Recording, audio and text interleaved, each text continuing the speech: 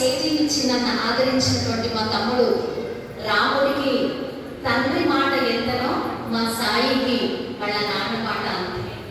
ఎందుకంటే ఈ కాలంలో ఉద్యోగం వస్తే పెద్ద మనుషులు తప్పించుకొని ట్రాన్స్ఫర్ చేసుకొని వెళ్ళిపోయే వాళ్ళు ఉన్నారు. కానీ బాధ్యతలన్నీ తీసుకొని ఉంటున్నటువంటి తమ్ముడు పిలిస్తే రాకపోవడం ఉండదు. నిజంగా చాలా టైట్ పొజిషన్లో ఉన్నారు. అసలు క్షణం కూడా రాలేను అనుకున్నాను. ఎందుకంటే చెప్పారు కదా, శిశు మందిర్ స్కూల్ బాధ్యతలలో ఉన్నాను. ఇంటింటికి తిరిగి పిల్లల్ని జాయిన్ చేయమని అడుక్కునే స్థితి అన్నమాట. అలాంటి స్థితిలో ఉన్న ఒక్క ఆదివారం పిల్లలతో గడపాలనుకున్నాను. కానీ అమ్మ అలా ఊరుకోరు కదా, రా అది పిలిచింది మా వాళ్ళు, రాకుండా ఉండలేదు కాబట్టి వచ్చాను. మీ అందరికీ సుపరిచితమైనటువంటి రామాయణాన్ని వాళ్ళు చెప్పదలుచుకున్నాను. మా నాన్నమ్మే నా తొలి గురువు. నాకు ఎవ్వరూ ఏ పాఠాలు చెప్పలేదు. ఆమెతో ఉండడమే నేను ఇవన్నీ నేర్చుకున్నాను. మా నాన్నగారి ఆధ్యాత్మిక ప్రయాణంలో నా వంతు బాధ్యతగా మళ్ళీ కొనసాగిస్తున్నాను. వారికి కలంకం నాకు. ఏ టాపిక్ చెప్పాలి అనుకున్నాను. ఎందుకంటే రామాయణం మొత్తం చెప్పగలను, కానీ ఎక్కడ ఏది చెప్పాలో అంతే చెప్పాలి కదా. మొత్తం చెప్తానంటే ఎవరు వినరు. కాబట్టి మరి ఏ టాపిక్ చెప్పాలి అనుకుంటే ఇక్కడ రాగానే గురువు గారు చెప్తున్నారు, పిల్లలకి ఈ మధ్య ప్రవర్తన సరిగ్గా లేదు, దాని అంతటికి కారణం ఎవరన్నా తల్లిదండ్రులే. ఏమో మరి ఆయన అన్నాడు, నాకు నన్ను తప్పుపడ్డానని. దయచేసి అందరూ కూర్చోండి. రామాయణం చెప్తుంది, యథా రాజా తథా ప్రజ యథావం సద్భవతి. మన మనస్సులో ఏముంటే రిఫ్లెక్ట్ అలాగే ఉంటుంది. కాబట్టి రామాయణం ఏం చెబుతుందట అంటే ఎలా నడుచుకోవాలో చెబుతుంది. భారతం ఏం చెప్పింది, ఎలా ఉండకూడదో చెప్పింది. మరి పిల్లలకి ఎలా ఉండాలో చెబితే సరిపోతుంది, ఎలా ఉండకూడదో ఆటోమేటిక్గా తెలుస్తుంది. ఒక కాయిన్కి బొమ్మ బస్సు ఒకటి ఉంటే ఇంకొకటి లేదు కదా. రామాయణం చెప్పుకుంటున్నాము అంటే భారతాన్ని చెప్పుకున్నట్టే లెక్క.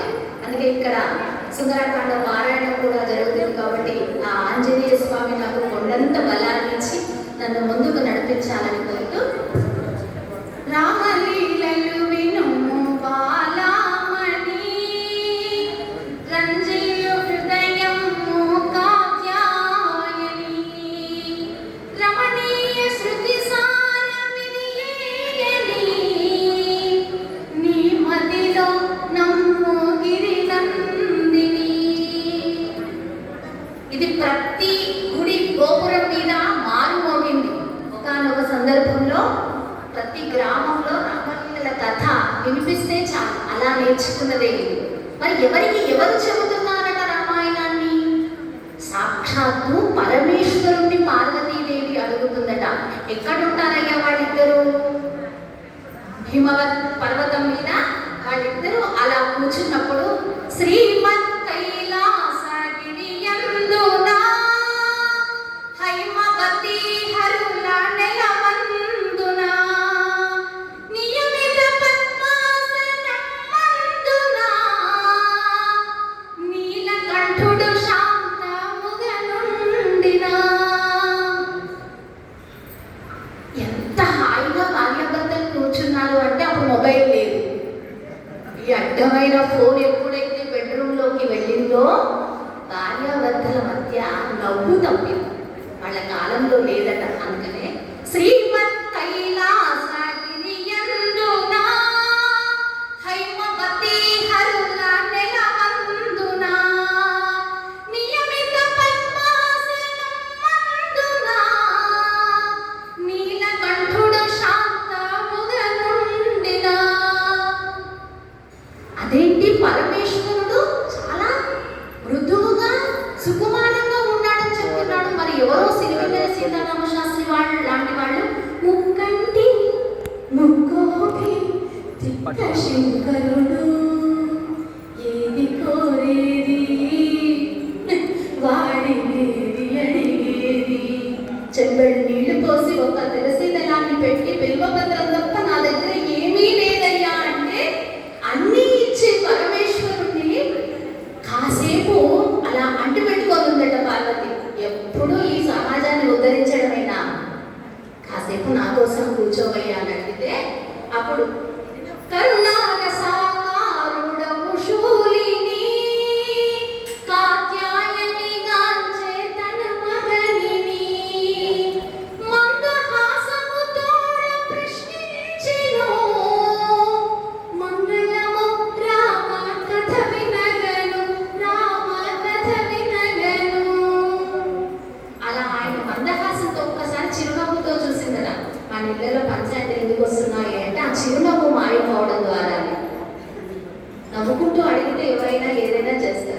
కోపగించుకుంటే నువ్వు ఏడిస్తున్నావు, నీకు అదే వస్తుంది కదా.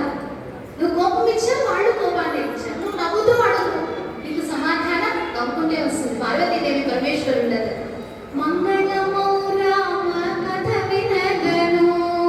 ఆ రాముడి కథ నాకు వినాలని ఉంది, మరి చెప్పడానికి నువ్వు సిద్ధంగా ఉన్నావా అని అడుగుతుంది. చెప్తావా లేదా అని బెదిరించట్లేదు. మనం చేస్తున్నది అదే. అంటే సమాజం ఎలా ఉందో చెప్తున్నాను నేను, ఇక్కడ ఎవరిని ఉద్దేశించి చెప్పట్లేదమ్మా, అన్యదా భావించదు. నేను ఒక ఇల్లాలి.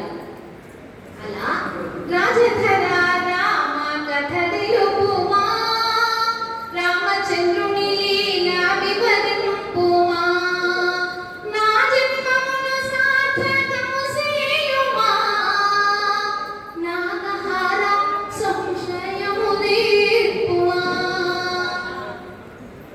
అందరికీ అన్ని ఇచ్చేవాడివట, మరి రాముడి కథని నాకు చెబితే నా జన్మనే ధన్యమవుతుందని ఎవరు అడిగారు? ముగ్గురమ్మల మూలపుటమ్మ, సాక్షాత్తు అమ్మలగన్న యమ్మ అడిగింది. మరి ఇంకా మనమెంత వాళ్ళం రామాయణాన్ని వినడానికి? అందరూ అర్హులవి. ఇక్కడ ఒక చిన్న కథ చెప్తాను. ఇందాక నేను వస్తూ ఉంటే కోమటి పంట కంటే కొంచెం ముందు రోడ్డు మీద ఒక చెట్టు పడిపోయింది. ఆ చెట్టు అడ్డంగా పడిపోయింది. దాన్ని ఎవ్వరూ తీయట్లేదు. ఒక సేవకు వెళ్తున్నటువంటి వ్యాన్లో వస్తున్నటువంటి భక్తులందరూ దిగి ఆ చెట్టుని పక్కకు వేసి మిగతా ట్రాఫిక్ అంతా క్లియర్ చేశారు. సేవ అంటే ఏంటి అసలు? గుడికొస్తే చేసేది మాత్రమే సేవ కాదు, ఎదుటి వ్యక్తికి ఎక్కడ అపాయం కలగకుండా చేసేదే భక్తి.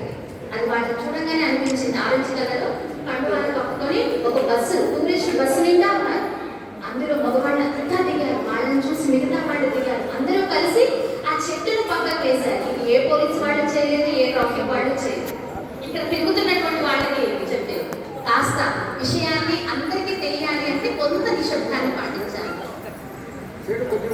నా జన్మమును సార్థకము చేయుమా, నా జన్మనే సార్థకం చేయమని అడిగిందంట పార్వతీదేవి. దానికి ఆయన ఏమంటున్నారు? చల్లని తన నేత్రములు తెరిచెను, సర్వమంగళ కిటుల వచించెను, రామలీలను వినుము బాలామణి, రంజయు హృదయము కాత్యాయని, రమణీయ శృతి సారమిది ఏయని, నీ మదిలో నమ్ము గిరినందిని, గిరినందిని, గిరినందిని. ఆడవాళ్ళకి ఆనందం కంటే మించింది ఎక్కడ ఆనందం ఎక్కడ ఉంటుందో తెలుసా? పుట్టింటి దగ్గర ఉంటుంది. పుట్టింటి పేరు వస్తే చాలు, మొహంలో కొంచెం గ్లో వస్తుంది. నాకు వాడి ఇక్కడికి వచ్చేదాకా పుట్టింటి అనుభూతిలో ఉండే. కానీ మా ఊరు సేటు సేటమ్మ ఇంకొక వాళ్ళు కూడా ఇక్కడ వింటున్నారు అన్నప్పుడు నిజంగా మా నాన్న ఆత్మ తృప్తి పడుతుందని అనుకుంటారు. ఎందుకంటే తల్లిదండ్రులకు మించి వాళ్ళకి ఏం చేద్దామన్నా ఒకసారి దోపి పెడదామనేటువంటి అవకాశం వచ్చేలోపే మా నాన్న దాటుకున్నాడు. అది పిల్లలుగా పుట్టినటువంటి వాళ్ళు ప్రతి ఒక్కరి బాధ్యత. వాళ్ళని కూర్చోబెట్టి సాధాలి అని. మనం ఒక ఉన్నత స్థితిలో ఉన్నప్పుడు వాళ్ళు చూడలేకపోతారు, కానీ వాళ్ళ మనసంతా ఊరితోటే ఉంటుంది. వాళ్ళు చూస్తున్నారు కాబట్టి నేను నిజంగా మా నాన్నే చూస్తున్నాడు అనుకుంటున్నాను. అలా రామకథను చెబుతూ చెబుతూ ఏం చేశాడట? మరి ఎక్కడ దాకా వెళ్ళింది అంటే ప్రతి దానికి కూడా కారణాలు రెండు ఉంటాయి. ఇక్కడ ఆలస్యంగా రావడానికి ఒక కారణం అయితే, మరింత ఆలస్యం కావడానికి సిగ్నల్ పడడం కారణం. రైల్వే అక్కడ పడిపోయింది, గేట్ పడింది. ఇక నా అవస్థ చూడాలి. సాయి ఏమనుకుంటున్నాడు, అమ్మ ఏమనుకుంటుందో, మా గురువు గారు ఏమనుకుంటున్నాడు, ఇంకా రాలేదు, టైం పంచువాటి లేదు అనుకుంటారు. కానీ రెండు కూడా కారణం అన్నమాట. ఒక కారణం ఉంటేనే ఏదైనా జరుగుతుంది. కౌసల సువిశాల దేశం వాసికెక్కిన సంపదలు కలిగిన సకల కళోపేత సాకేతము శర్వాణి అందము నగరము. కథ అడిగావు కదా, ఆ కథ వినడానికి నువ్వు చెవులవి పెద్దగా చేసుకోవే పార్వతి. నేను చెబుతాను, నువ్వు కొట్టు అన్నాడు. కథ చెప్తూ ఉంటే మా నాయన అనేది నువ్వు అను. సత్యనారాయణ కథలో కూడా అంతే. పంతులు చెప్తూనే ఉంటాడు, మనం చూపుతుంటాం వంకాయలు. అంటే అంత చక్కగా చెప్పాడని కథ. పంతులకి ఆ టాలెంట్ ఉంది, మనల్ని నిద్రపుచ్చేంత టాలెంట్ ఉంది అనమాట. అయ్యగారు చెప్పే కథ ఎట్లా ఉందట, శ్రీమన్నారాయణమూర్తి శంఖ చక్ర గదాహస్తాలతో అలా ప్రత్యక్షమయ్యాడు అని గట్టిగా చెప్తే అందులో నిజమా అందులో అంటారు. అప్పటిదాకా ఏం విన్నదా అని అడిగితే గుర్తులేదు కదా. అలా కథని ఊ ఊ అనాలి. ఎందుకు? వింటున్నట్టుగా లెక్క. ఏదంటే యాక్టివ్ చేయడానికి. క్లాసులలో టీచర్లు కదా మాకు వీక్నెస్ ఉంటుంది, వాడు స్ట్రేట్గా కూర్చోవాలి, వాడు సరిగ్గా కూర్చొని మా ముఖాలనే చూడాలి. అలా చూడకపోతే మాకు పాఠం చెప్పరాదు. మీరు కూడా అందరూ నన్నే చూడాలి అనేది నా స్వార్థం అన్నమాట. కొంచెం ఎత్తు చేయమన్నా, ఎందుకంటే కింద కూర్చుంటే నాకు ఎవరు కనపడలేదు, ఎందుకంటే నాకంటే పెద్ద ఉంది వయసులో అనుభవం. నేను చాలా చిన్నదాన్ని, మీ అందరికంటే కూడా చిన్నదాన్ని. అలా కోసల సువిశాల దేశమునా వాసికెక్కిన సంపదలు కలిగిన సకల కళోపేత సాకేతము శర్వాణి నందము నగరము. సంపదలన్నీ ఎక్కడున్నాయో తెలుసా పార్వతి? ఆడవాళ్ళ అందంలో. అదేంటి, మాకు హైదరాబాద్ పోతే ఒక్క ఆడవాళ్ళు కూడా అందంగా కనిపించట్లేదు అని అడిగింది మొన్న మా బాబు. మనం ఆడవాళ్ళు బాగుంటారు అంటున్నావు కదా, ఏ ఆడవాళ్ళు కాలేరమ్మా, ఎలా ఉంటారా వాళ్ళు అని అడిగాను. గాజులు లేవు, బొట్టు లేదు, చీర కట్టు లేదు, ముఖంలో నవ్వు తాకట్టే. వాడు ఎక్కడో తాకట్టు పెట్టే వచ్చారు. మరి అందం ఎక్కడుంది? వీటిల్లో. అందం అంటే మనం కట్టు బొట్టు చక్కగా కట్టుకొని ఇంటికి మగవాడు వచ్చేసరికి గర్వాలు తీస్తే అది ఐశ్వర్యం. మనం ఏం చేస్తున్నాం? పెద్ద జుబ్బా ఉంటుంది అక్కడి నుండి కింది దాకా, హాస్పిటల్లో ఉన్నట్టుగా ఆ జుబ్బా ఒకటి తగిలించుకొని వచ్చినవా, ఏం తెచ్చినావు, ఇంతసేప ఫోనేతో నీకు రోగం పుట్టినా అని. వాడు బండి మీద ఉన్నాడమ్మా, బండి మీద ఉన్నప్పుడు ఫోన్ మాట్లాడితే ప్రమాదం. ఇది కూడా తెలియకపోతే ఐశ్వర్యం ఎక్కడ ఉన్నట్టు, అంతే కదా. అందుకే నైటీలు బద్దెద్దాం, ఎవరో బద్దెలాల్సిన అవసరం లేదు. మనకు మనంగా ఉన్న చీరల్నే కట్టుకుందాం అనేటువంటి మాట ఇద్దాం. మస్తు చీరలు లేవా? వెనకటి కాలంలో దండం మీద ఒకటి ఉంటే వంట మీద ఒకటే ఉండేది. అలాంటి వాడు చీరలు కట్టుకున్నారు. మనకు 3 బీరువాల నిండా చీరలున్నా పొద్దున్న లేస్తే వేసుకునేది హాస్పిటల్లో వేసేదే. అక్కడికి పోయేదాకా ప్రాక్టీస్ అనమాట. పేషెంట్ ఎట్లా ఉంటాడు అంటే ఇట్లా ఉంటాడు. అందరూ మాటిప నైటీలు బ్యాన్ చేయాలి, అది వాస్తవం. సకల కళోపేత సాకేతము. అయోధ్య నగరాన్ని కట్టి అందమైనటువంటి నగరం భూప్రపంచంలో లేదు. ఎందుకు అందంగా ఉంది అని అంటే అక్కడ రాజుగా పరిపాలిస్తున్నటువంటి దశరథుడు కన్న బిడ్డల వల్ల పిల్లల్ని చూసుకునేవాడు. పిల్లలు అంటే అక్కడ ఆ ప్రజల్ని కన్న బిడ్డల్లాగా సాకుకునేవాడు. నిజము కన్నది భూతల స్వర్గము మోక్షదాయకము అయోధ్యాపురి అక్షీణ రాఘవుల బలము సిరి. శత్రు సైన్యం కూడా ఆ రాజ్యం మీదికి దండెత్తి రావడానికి వణుకు పుట్టేదట, అసలు ఆలోచనే చేయకపోయేవాళ్ళట. అలాంటి రాజ్యాన్ని పరిపాలిస్తున్నాడు కాబట్టి దశరథుడు ఆ రాజ్యం అంత అందంగా. సద్ధర్మమున దశరథుండేలగా సజ్జనావళి చాలా హర్షింపగా కౌసల్య మగధ జాతైకలు కమనీయ సత్వాది గుణమూర్తులు. ప్రజలు సంతోషపడుతున్నారు, రాజుకు సంపద ఉంది అంటే ఇక్కడ మనం గమనించాల్సింది కేసీఆర్ అయితే ఫామ్ హౌస్ కట్టాడనో మిగతా వాళ్ళు కట్టారు అనగానే మన లోపల వచ్చేటువంటి భావం ఏంటి? అంతా మన దేశం. ఆయన కట్టింది ఎక్కడిది? మన దగ్గర నుండి దోచుకొని కట్టాడు కదా అంటాడు. కానీ రాజు బాగున్నాడంటే ప్రజలు సంతోషిస్తున్నారంటే రాజు ఎక్కడ ప్రజల సొమ్మును ఆశించలేదు అని అంటారు. అలాంటి రాజు కాబట్టి ఆయన 3 భార్యలతో కాలం గడుపుతూ ఉంటే సుతులు 3 తోడ గృహ సౌఖ్యము క్షితిపతి బహుభోగములు దేలిను పుత్ర సంతతి లేక చింతించెను పుణ్యకార్యములెన్నో చేసెను.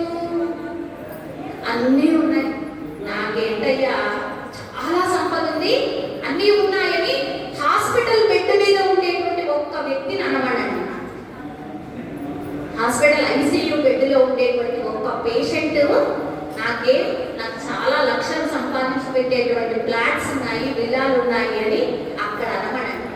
అదేది గుర్తురాదు. ముఖం మీద వాడేటువంటి ఒక దోమను కూడా ఇలా అనుకోలేనటువంటి పరిస్థితుల్లో ఎన్ని ఆస్తులు ఉంటే ఎలాగో రాజుకు కూడా అనేక సంపదలు ఉన్నాయట. కానీ పుత్ర సంతతి లేక చింతించేను, పుణ్యకార్యములెన్నో చేసెను, ఎన్ని చేసిన నిష్ఫలమయ్యెను, చిన్ని పాపలు లేక తలపోసెను, రాజు తలపోసెను. అనేక పుణ్యకార్యాలు చేస్తున్నాడట. అక్కడెక్కడో ఊరుంది కట్టిస్తే నాగదేవత ప్రతిష్ఠ చేసే పిల్లలు పుడతారని చెప్పారట. ఇంకెక్కడికో వెళ్ళి దాన ధర్మాలు చేస్తే పుడతారని చెప్పారట. ఏదో పేద పిల్లలకి చదువు చెప్పిస్తే పుడతారని చెప్పారట. ఎన్ని వీలైతే అన్ని చేస్తున్నాడట. దేన్ని కాదనట్లేదట. అయినప్పటికీ పుత్ర సంతతి మాత్రం లేదట. అసలు ఎందుకు నిజానికి సంతానం ఎందుకు చెప్పండి? సంతానం ఎందుకు కోరుకుంటాం? మన ఆశయాలను వృద్ధి చేయడానికి. గురువు గారు కొడుకుని ఎందుకు ఈ రంగంలోకి దించారంటే తనతో ఆశయాలు అంతరించుకోకూడదు. అమ్మకు కనీసం దీపం పెట్టే వ్యక్తి ఉండాలని మనవాడి కోసం ప్రయత్నించారు వాడు. మనవాడు కొడితే గురువు గారి ఆనందం తెలుసా? వంశోద్ధారకుడని కాదు, అమ్మకు దీపం పెట్టేవాడు మా తదనంతరం పుట్టాడు అని.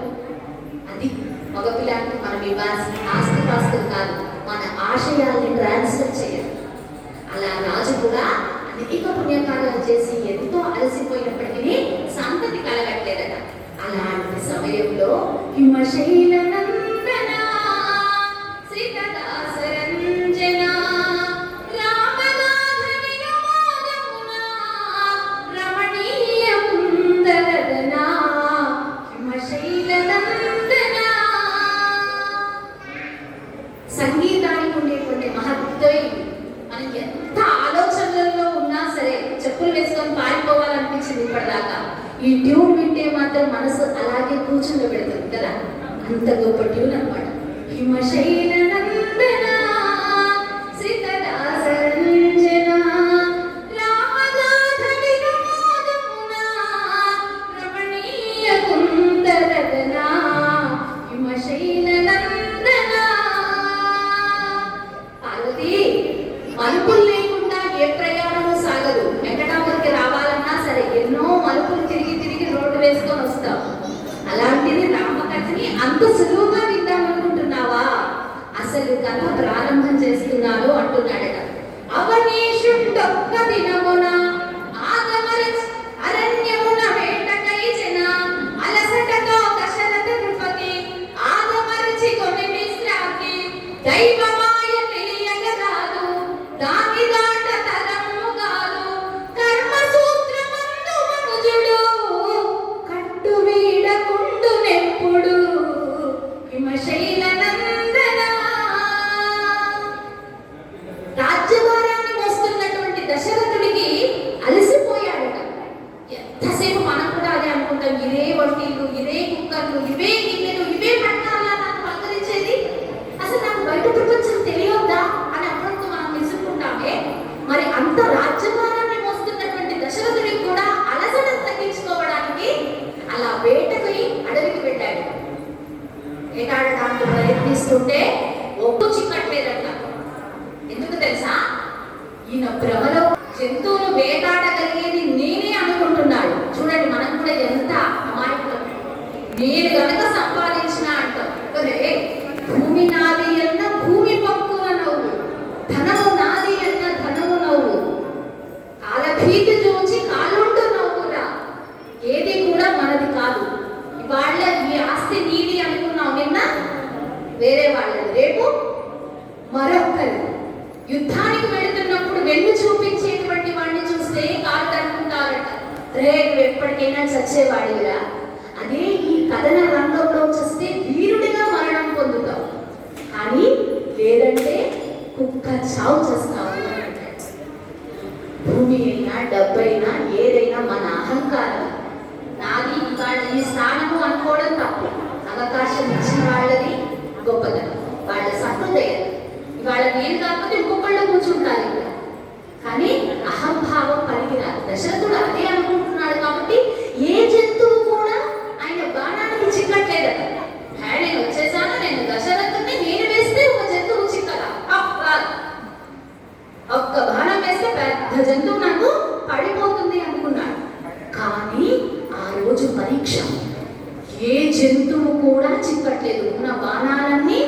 వృధా అయిపోతుంది. అలా అలసిపోయి ఒక చెట్టు కింద విశ్రాంతి తీసుకుంటున్నాడట. ఇక నా వల్ల కాదు అనుకుని విశ్రాంతి తీసుకునేటువంటి సమయంలో కర్మసూత్రమందు మనుజుడు కట్టు వీడకుండు నెప్పుడు పాప పుణ్య ఫలముల జంట బాసిపోక నుండును వెంట. పగలుంటే చీకటి కనబడట్లేదు, చీకటి ఉంటే పగలు కనబడట్లేదు. మరి పగలు చీకటి లేకుండా రోజు గడుస్తుందా? లేదే. అది రెండుంటేనే ఒక రోజు అంటున్నాం. మరి ఒకటి ఉన్నప్పుడు ఇంకొకటి ఎందుకు కనబడట్లేదు? వెలుగు వచ్చినప్పుడు నీకు చీకటికి తావడి, అదే చీకటి కమ్మేస్తే వెలుగు లేదు. భార్యాభర్తలు కూడా అలాంటి వాళ్ళు. సంసారం అనేటువంటి ఈ రోజులు గడపాలి అంటే భర్త ఉండాలి, భార్య ఉండాలి. నేను ఒక్కడే ఉంటాను అనుకుంటే సంసారం సాగదు. తనొక్కతే ఉంటాను అనుకుంటే ఈ గాడి ముందుకు కదలదు. అలా పాపం పుణ్యం కూడా నీకు పాపం చేయాలనేటువంటి ఆలోచనే ఉంటే పుణ్యం చేయాలనే ఆలోచన రాదు. పుణ్యమే చేద్దాం అనుకున్నప్పుడు అసలు నీకు పాపమే అంటుంది. అలా అలసిపోయినటువంటి ఆ దశరథ మహారాజు ఆ చెట్టు కింద విశ్రాంతి తీసుకుంటున్నాడట.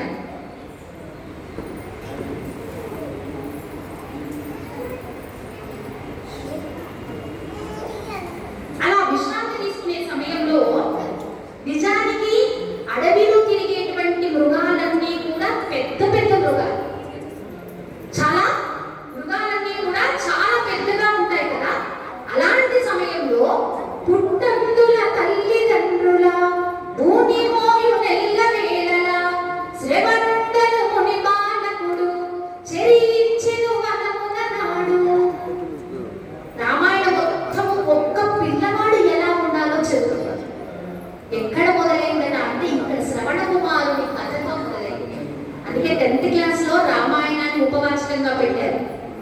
ఎందుకు పెట్టారు? 10వ తరగతిలోనే, ఏ ఇంటర్మీడియట్లోనో డిగ్రీలోనో పెట్టొచ్చు కదా. అంటే పిల్లల వయసుతో పాటు మానసికమైనటువంటి ఎదుగుదల 10వ తరగతిలోనే ప్రారంభం.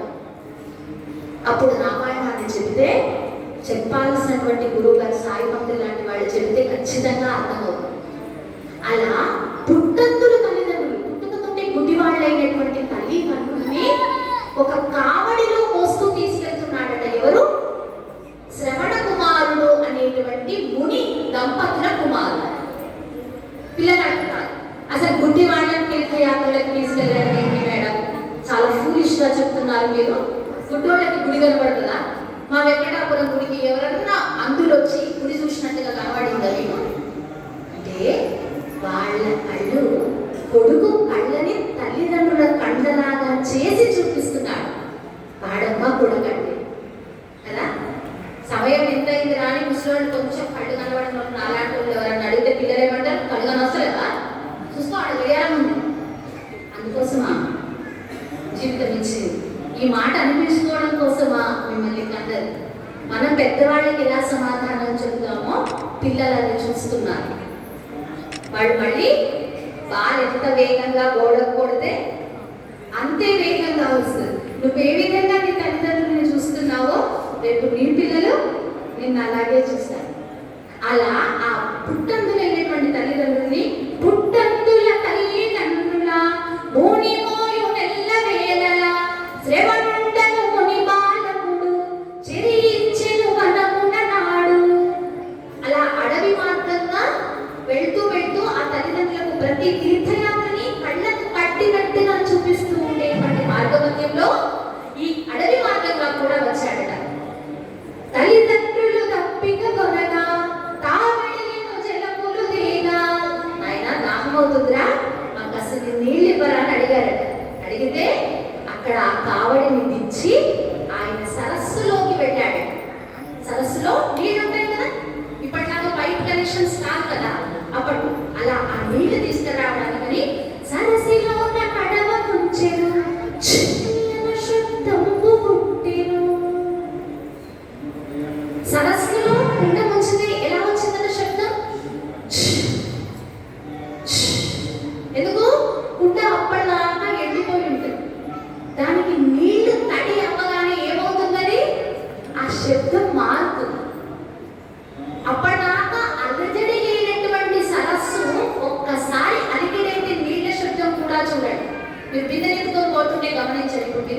ఎత్తుకోబోతున్నారు. ఆ చూపే కనబడట్లేదు ఇక్కడ. అందరిళ్ళల్లో స్విచ్ చేయగానే నీళ్ళు వస్తున్నాయి. ఒకప్పుడైతే ఆరు బయట. అందుకే అప్పుడే రోగాలు లేవు. ఎందుకు తెలుసా? నీళ్లు తెచ్చుకునేటప్పుడు 4-5 అమ్మలక్కలందరూ కలిసి ఇంట్లో ముచ్చట్లు పెట్టుకునేటోడు. ఇంటికి వచ్చిన పని మనిషితోటి అత్త మీద చెప్పి బాధనంతా వెళ్ళగక్కుకునేటోడు. తోటి కూడా ఇద్దరు కలిసి అత్త మీద ముచ్చట్లు పెట్టుకొని నవ్వుకునేటోడు. ఇవన్నీ ద్వారా ఏమయ్యేదంటే మనసులో ఉండేటువంటి భారం తగ్గేది. అందుకే వెనకటి కాలంలో ఆడవాళ్ళు తొందరగా చచ్చిపోయిన దాఖలాలు లేవు, హార్ట్ అటాక్స్ లేవు. అవునా కాదు? మా తమ్ముడు చెప్పాలి. అప్పట్లో హార్ట్ అటాక్స్ లేవు, ఇలా మానసికమైనటువంటి వ్యధలు లేవు, ఇలాంటి అరాచకాలు లేవు. కొండ నుంచి కాబోయే భర్తను నెట్టివేసినటువంటి అమ్మాయి ప్రపంచమంతా సంచలనం సృష్టిస్తుంది. పెంపకం లోపమా? తన చుట్టూ ఉండేటువంటి మనుషుల లోపం. ఎవరితో పంచుకోవాలో తెలియదు. ఇవాళ మనం కేవలం మొబైల్ ఫోన్తో మాత్రమే ఉంటున్నాం. అది చెప్పింది మనం వింటాం, కానీ నాకు బాధ ఉందే, నాకు ఇవాళ మనసంతా చాలా అలసటగా ఉంది అంటే అది ఒక్క మాట మాట్లాడుతుందా? మాట్లాడదు. దానికి సంబంధించినటువంటి మొత్తం రీల్స్ అని వస్తాయి. దాన్ని తెచ్చుకోతుంది మనసే. రిలేటెడ్ రీల్స్ వస్తాయి. ఎప్పుడు కానీ ఓపెన్గా జనాలతో మాట్లాడే ప్రయత్నం చేయాలి. అలా ఆ సరస్సు కూడా అంతేనట. అది నిశ్చలంగా ఉండి ఇలా కడవ వచ్చేసరికి చిన్న శబ్దము పుట్టెను. ఒకసారి శబ్దం అయితే ఆ శబ్దం ఎవరు విన్నాడట? ఆత్మని దశరథుండు వినెను, అడవి తిరుగు గజమనుకొనెను, రామాయణము హిమనగా నందన వినుము, మంగళకరము రమ్యలీలామయము, రాముని కథ దివ్యగానము, రామాయణము. ఇక్కడ శబ్దం అయితే అక్కడికి వినిపించిందట. ఎక్కడ చెట్టు కింద విశ్రాంతి తీసుకున్నటువంటి దశరథ మహారాజు. మరి అది వినబడంగానే ఏమైందయ్యా అని మారు ప్రశ్న వేసిందట పార్వతి. అందుకే ఆయన ఏమంటున్నాడు? రామాయణము హిమనగా నందన వినుము, మంగళకరము రమ్యలీలామయము, రాముని కథ దివ్యగానము, రామాయణము. రాముడి కథ ప్రారంభమవుతుంది పార్వతి. అది ఎలాంటిది తెలుసా? మంగళకరమైనటువంటిది. మంగళకరం ఎక్కడైతే ఉంటుందో అక్కడ అమంగళం ఉండదు, అశుభం ఉండదు. శుభాలన్నిటికీ కారణం ఎవరో తెలుసా? సర్వమంగళ మాంగళ్యే శివే సర్వార్థ సాధికే శరణ్యే త్రయంబకే దేవి నారాయణి నమోస్తుతే. ఆ మంత్రాన్ని ఆడవాళ్ళు నిత్యము 24 గంటలు పఠిస్తే భర్తని తాలిబొట్టు తీసి ఫ్రిడ్జ్లో పెట్టడం కాదు, ఆయనని అమ్మ చూసుకుంటుంది చల్లగా. ఇన్ని జోకులు వస్తాయో మూడు పెళ్ళాల మీద. పొద్దున లేస్తే అవి పెట్టుకొని మగవాళ్ళు ఆనందపడతారనమాట. మేము భార్యను ఒక మాట అన్నాం, అవే పెట్టుకొని భార్యను ఆనందపడతారు. మగవాళ్ళని ఇట్లా హింసిస్తున్నామని. ఎవరిని హింసించాల్సిన పని లేదు. దాంపత్య జీవితానికి పెళ్లి చాలా అవసరం, ప్రపంచాన్ని కాపాడడానికి. అంత క్రూరంగా కాబోయే భర్తల్ని వదిలేస్తున్నారు, చంపేస్తున్నారు. అట్లీస్ట్ వాడికి బతికే హక్కన్నా ఇవ్వచ్చు కదా. నీకు నచ్చలేదు వదిలేసే, వాడు పారిపోమని చెప్పు. లేదు, నువ్వు అక్కడి నుండి పారిపో. కానీ ఒక నిండు జీవితాన్ని భరించాల్సినటువంటి సైకలాజికల్ డిఫెక్ట్ ఎక్కడ ఉంది అంటే ఎడ్యుకేషన్ సిస్టంలో. చదువు అంటే కేవలం పుస్తకాలలో ఉండేది కాదు. చదువు ప్రపంచాన్ని ఎలా ఎదుటి వ్యక్తిని బతకనివ్వడమే చదువు. బౌద్ధులు కాళ్ళకి సాక్స్ వేసుకుంటారు, ముందుకి మాస్క్ కట్టుకుంటారు. ఎందుకంటే చీమల్ని దోమల్ని కూడా మనం చెప్పులు వేసుకున్నప్పుడు కింద చచ్చిపోతాయి, వాటిని కూడా చంపకూడదు. ఇలా మనం మాట్లాడేటప్పుడు మన నుండి వచ్చేటువంటి లాలాజనం తుప్పిళ్ళ రూపంగా ఎదుటి వ్యక్తి మీద పడితే అది ఒక అవమానం. అందుకే పెద్దవాళ్ళతో గురువులతో మాట్లాడేటప్పుడు ఇలా పెట్టుకొని మాట్లాడతారు. ఈ మాత్రం కామన్ సెన్స్ ఉండేటువంటి ఆ తరాలంతా పోయాయి. ఇవాళ ఏ తరం వచ్చింది? కొండ మీదకి తీసుకెళ్లి మభ్య పెట్టి నూకేసేటువంటి తరాలా?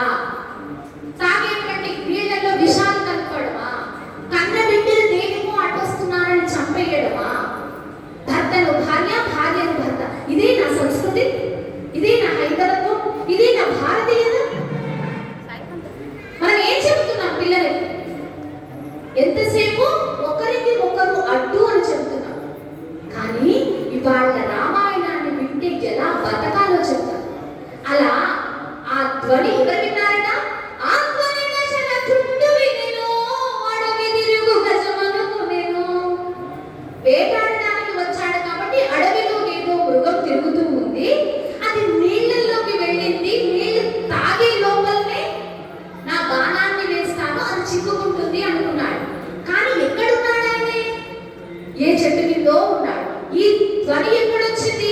అల్లంత దూరాన సరస్సులో వచ్చింది. కానీ దశరథ మహారాజుకు మాత్రమే తెలిసినటువంటి విద్య శబ్దవేది. శబ్దం ఎక్కడున్నా సరే ఈయన బాణాన్ని సంధిస్తే అది సరిగ్గా వెళ్ళి తాకుతుందట. ఎలా తెలుసా? ఎక్కడో ఇంటి దగ్గర ఉండేటువంటి కోడల్ని ఇక్కడ కూర్చొని మనం ఒక్క మాట ఫోన్లో అంటాం చూడు, ఎక్కడ తాకింది? కోడలికి. లేకపోతే అమెరికాలో ఉండేటువంటి కోడలు ఇక్కడ అత్తని అంటది ఒక మాట, అది వచ్చి ఎవరికి తాకింది? అత్తకు తాకింది. శబ్దవేది అప్పట్లో దశరథుడికి ఒక్కడికే వచ్చు, మీ పిచ్చి పాడుగా ఇప్పుడు అందరికీ వచ్చు. నాకు వచ్చు, నీకు వచ్చు, అందరికీ వచ్చు. ఎవరినైనా ఎక్కడైనా బాధించవచ్చు. బాణాలతో సమస్య లేదు. అది అమ్ముల పొద నుండి తీసి ఇలా కొట్టే అవసరం లేదు. గొంతు చివరి నుండి ఒక్క మాట నాలుక బయటికి వచ్చింది అంటే చాలు, ఎదుటి వ్యక్తి మానసికంగా బాధించడం మనకు మాత్రమే తెలుసు. అప్పట్లో కేవలం దశరథుడికి తెలిసినటువంటి విద్య. శబ్దవేది గుడిని నేర్పునా, శరము విడిచి వింటే నయమునా, ఆ క్షణమున వచ్చి తగిలెను, ఆహాయని బాలుడు పడెను. ఆయన ఆ శబ్దం విన్నాడు, ఇక్కడి నుండి బాణాన్ని కళ్ళు మూసుకొని వేశాడు. వెంటనే ఎక్కడికి వెళ్ళి తగిలింది? సరస్సులో పడవ ముంచుతున్నటువంటి కుర్రవాడి హృదయానికి నేరుగా వెళ్ళి తాకిందట. బాణం తగిలితే ఏమవుతుందమ్మా? బాధ కలుగుతుంది. బాధ కలిగితే ఏమొస్తుందమ్మా? అమ్మా అనేటువంటి ఆర్తనాదం వస్తుంది. ఆ కుర్రవాడికి బాణం తగలగానే ఆహారమప్పుడు వినెను. వాడు చేసినటువంటి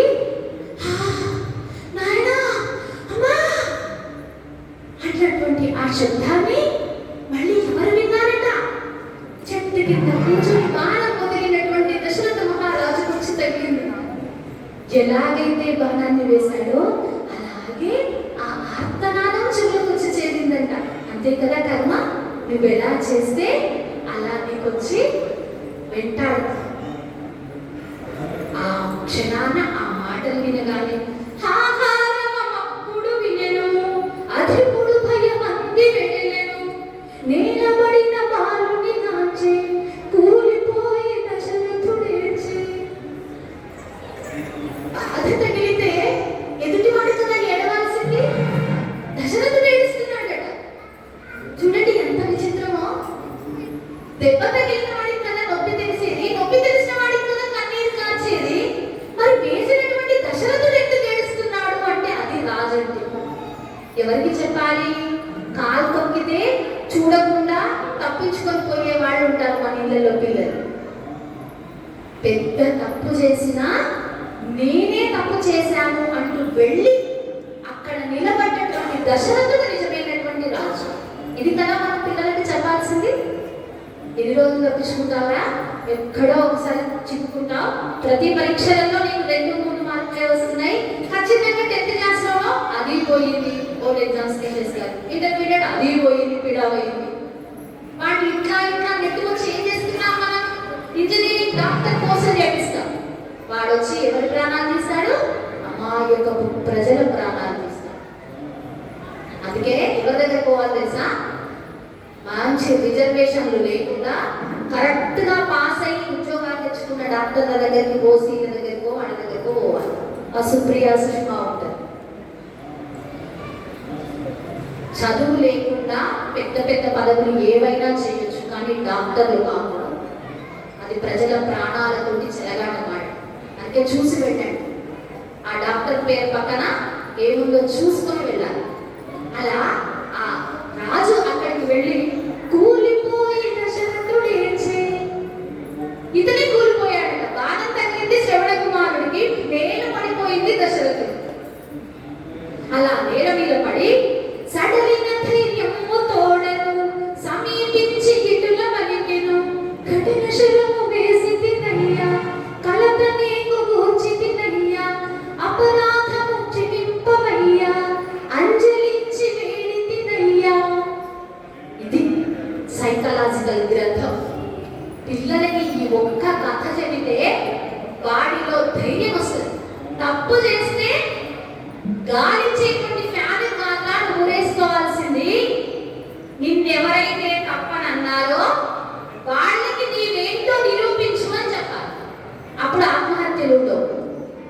క్లాస్ ఫెయిల్ అయితే తెచ్చుకోవడం, ఇంటర్మీడియట్ ఫెయిల్ అయితే తెచ్చుకోవడం, జీవితంలో ఏదైనా సమస్య వస్తే తెచ్చుకోవడం, భార్యతో పడకపోతే తెచ్చుకోవడం.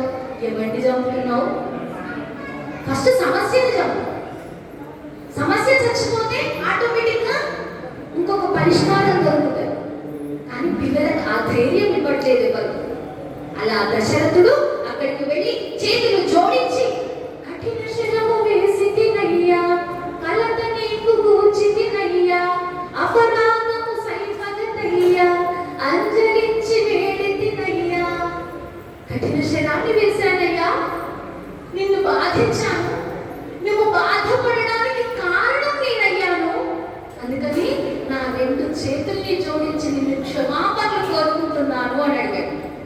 అప్పుడు అపరాధము సైపగతయ్యా, అంజలించి వేడి తినయ్యా, పరిమపించి వివరమడిగెను, బాధతోడ బాలుండనెను, హిమశైల నందన శ్రీకదాసరంజన రామనాథ వినమోదమున రమణీయ కుందరదన హిమశైల నందన.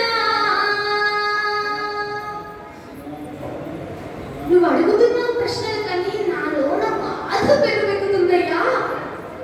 బాధ ఏంటో తెలుసా? పుట్టంగులు తల్లిదండ్రుల అడుగు వేయలేని వృద్ధులు, దాహముతో నున్న వారలు, దయతోగును మీసలినప్పుడు.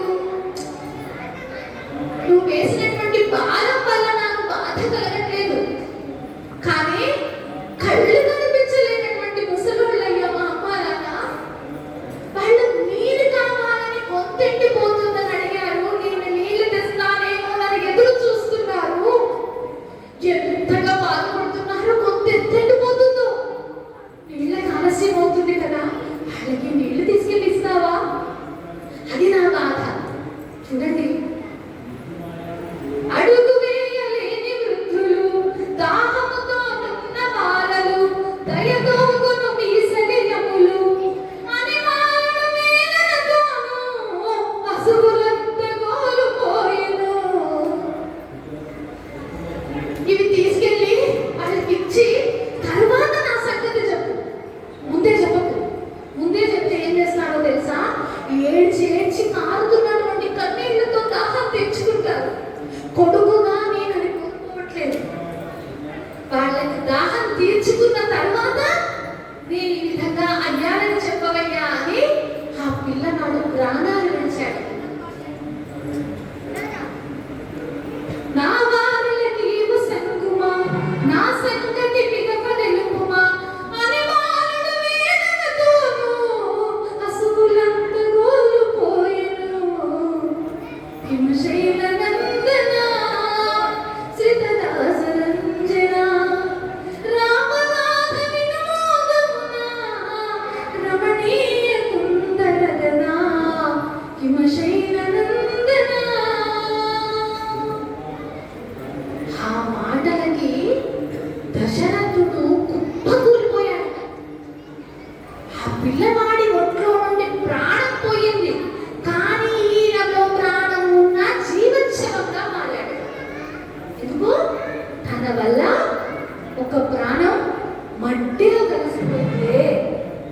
దశరథుడు చింతనంచుచు తరలిని నీరములు గైకొనుచు, తనయునకి చూచు వారల దాహము కొని మునినంపకుల, తడబడు పాదముల తోడా తాపమంది వారల చూడా.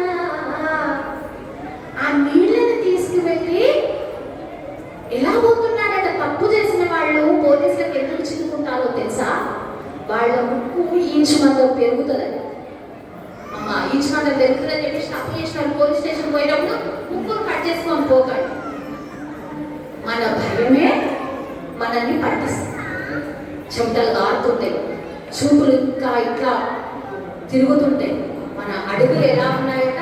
ఇక్కడ చూడండి, తన ఇన్నకి చూచు వారల తడబడు పాదముల తోడ తాపమంది వారల చూడ, భయమున నస్రువులు గాచెను.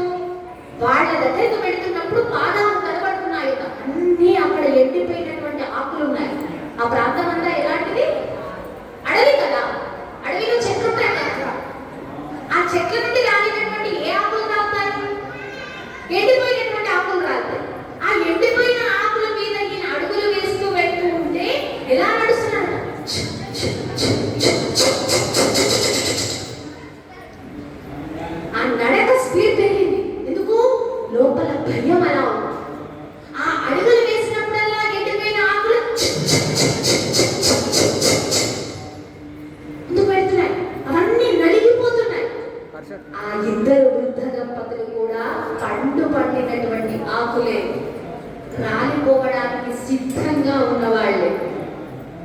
వాళ్ళని సమీపిస్తూ తడబడుతున్నటువంటి ఆ పాదాలతోటి ఆ నీళ్లు తీసుకొని అలా వెళ్తూ ఉన్నాడట.